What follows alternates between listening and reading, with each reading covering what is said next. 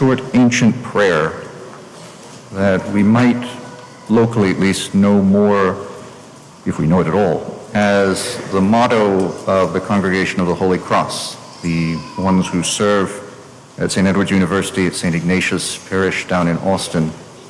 And their motto is Ave Crux Spes Unica, which is Hail, O Cross, the only hope.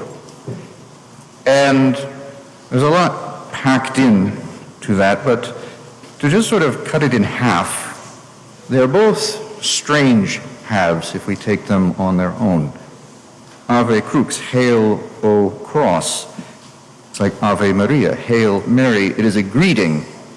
It's a calling out. It's a summoning. It's a trying to get the attention of something. It's not just like a recognition of the cross. It's not just a calling to mind of the cross. It is placing ourselves in relationship to the cross, desiring for the cross to draw close to us. But then what is it exactly that we're putting ourselves in relationship to? What is it that we want to draw close? And that's the second part of the prayer, Spes Unica, the only hope.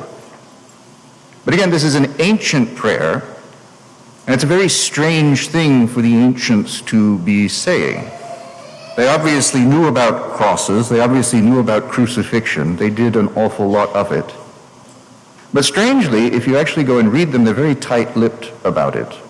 And it's not because they're very squeamish or anything. They very gladly talk about how to, prepare a child sacrifice, what happens when you sack a city, what to do with your slaves. There's all kinds of awful things that they will describe. And yet the cross, crucifixion, is this odd sort of blurry bit. It's something even they shy away from. Again, not out of squeamishness, but because it is culturally viewed as so awful. And not just the Romans, but all around the Mediterranean, they will avoid describing it. They'll use euphemisms to talk about it. Because it is for the lowest of the low. It is for those who are completely cut off, not just from the state, not just from the community, but from humanity. They're no longer people.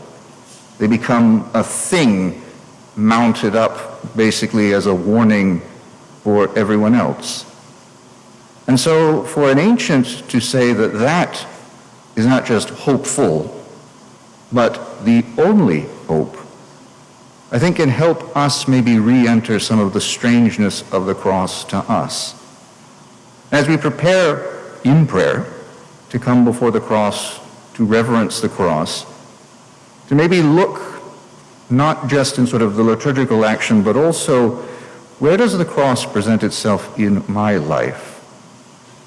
It's rather obvious sort of here. But where does the cross sort of rear its ugly face within me? And how do I respond to that? Do I respond in greeting? Do I respond trying to cry out, to draw attention, to drag it close to me? Do I see in that hope? Or do I have sort of the more pagan view? I try to push it out of my life. I try to solve the problem. I try to get around it. I try to put it behind me. Because then again, going before the cross, reverencing the cross, not just here when it's sort of big and obvious, but in the little crosses that reflect the truth of the cross, then maybe as we come and place ourselves before this cross, we can ask that prayer to be more in our heart, that we can truly seek out the cross and see in it, again, not just something to get through, but to see in it hope, to see in it the road that truly leads to the resurrection.